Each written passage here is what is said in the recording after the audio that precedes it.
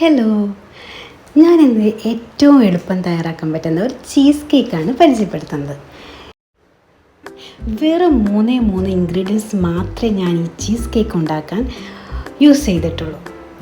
ശരിക്കും പറഞ്ഞാൽ നല്ല യമ്മി ചീസ് കേക്ക് തന്നെയാണ് ഇത്. നിങ്ങൾ ഷോപ്പിലൊന്നും പോകണ്ട, നിങ്ങൾക്ക് വീട്ടിൽ നിന്ന് ഇതുണ്ടാക്കിയെടുക്കാം. ഞാനിവിടെ ബ്രിട്ടാനിയയുടെ ന്യൂട്രി ചോയ്സാണ് എടുത്തിരിക്കുന്നത്.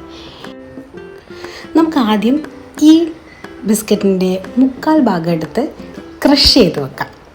ഞാൻ മിക്സിയുടെ ജാറിലിട്ട് ഇതൊന്ന് ക്രഷ് ചെയ്യാണ്. ഇത് ഫസ്റ്റത്തെ ലെയറാണ്.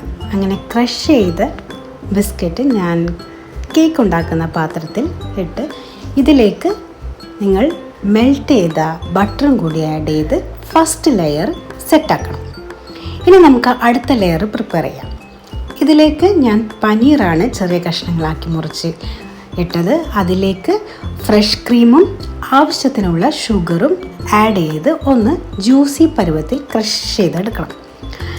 അപ്പോൾ ഞാൻ രണ്ടാമത്തെ ലെയർ അങ്ങനെ സെറ്റ് ചെയ്ത് കൊണ്ടിരിക്കുകയാണ്.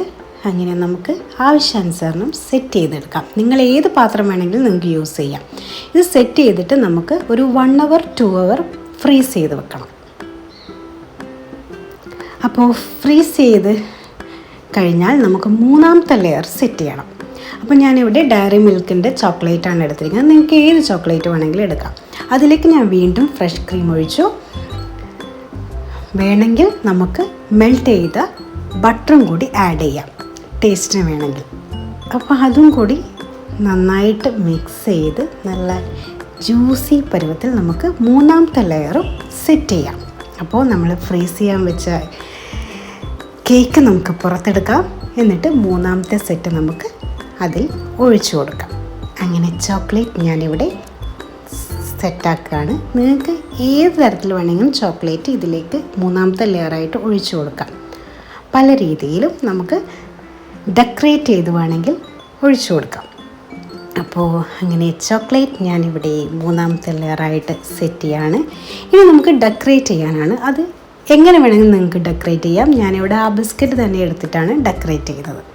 അങ്ങനെ ചീസ് കേക്ക് നമ്മുടെ റെഡി ആയിട്ടുണ്ട്. ഇനി ഇത് നമുക്ക് ഒരു 3 or 4 hour നമുക്ക് ഫ്രീസ് ചെയ്ത് വെച്ച് എടുക്കാം.